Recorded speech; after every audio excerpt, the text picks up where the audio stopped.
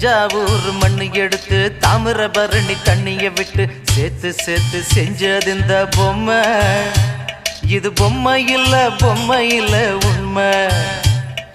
எத்தனையோ பொம்மை செஞ்ச கண்ணம்மா,